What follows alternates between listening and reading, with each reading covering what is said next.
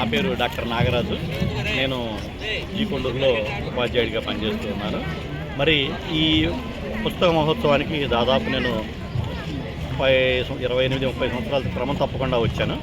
మరి నాకు విషయం ఏంటంటే ఈ పుస్తక మహోత్సవానికి వచ్చినప్పుడు నేను చాలా మానసిక ఆనందాన్ని పొందాను, పుస్తకం చదవటం కంటే కూడా.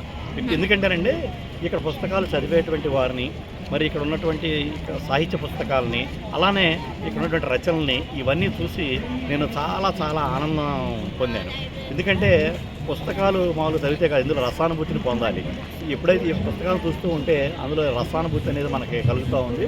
మరి పుస్తకం హస్తభూషణం అన్నారు, కానీ ప్రస్తుతం ఉన్నటువంటి పరిస్థితుల్లో ఇది సెల్ ఫోన్ హస్తభూషణం అయిపోయింది ప్రతి ఒక్కరికి కూడా. కానీ రానున్నటువంటి రోజుల్లో మరి ఈ పుస్తకాలు పిల్లలకి తప్పనిసరిగా మనం అలవాటు చేయాల్సిన బాధ్యత ఇప్పుడున్నటువంటి తరానికి ఉందండి. మరి ఈ రోజుల్లో ఎక్కువగా పూర్వం రోజుల్లో మీకు తెలిసినటువంటిది నవలలు బాగా చదివేటువంటి వాళ్ళు, కథల పుస్తకాలు చదివేవాళ్ళు, చందమామ పుస్తకాలు చదివేవాళ్ళు. ఇప్పుడు వచ్చేటప్పటికి ఆ చందమామ పుస్తకాలు కానివ్వండి, ఆ నవలలు కానివ్వండి, వీక్లీలు కానివ్వండి, అవన్నీ కూడా ఏమీ లేదు. కనీసం ఇటువంటి మహోత్సవాలు పెట్టినప్పుడైనా దీని యొక్క విశిష్టత ఈ పిల్లలకు తెలుస్తూ ఉంటుంది. పిల్లలకు తెలిసినప్పుడు ఇక రచనల మీద ఆసక్తి అనేటువంటిది కలుగుతూ ఉంటుంది. మరి ఇటువంటి అన్నీ కూడా మరి చక్కగా ముందు తరాలకి ఈ యొక్క పుస్తక మహోత్సవం అనేటువంటిది చాలా చాలా ఉపయోగంగా ఉంది.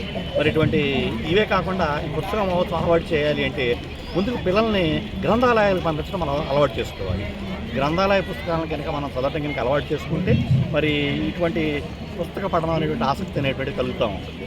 కాబట్టి పిల్లలందరికీ కూడా మరి పుస్తక పఠనానికి గ్రంథాలయ పుస్తకాలు అలవాటు అనేటువంటి కూడా కొంచెం చేస్తే బాగుంటుంది.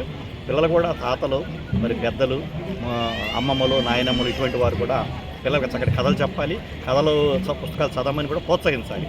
అప్పుడు కొంచెం మనం రానున్న తరాలకి మరి ఈ యొక్క పుస్తకం చదివేటువంటి దీన్ని అలవాటు చేసినటువంటి వారం కూడా మనం అవుతామని నేను తెలియజేస్తున్నాను. చాలా చాలా ధన్యవాదాలండి.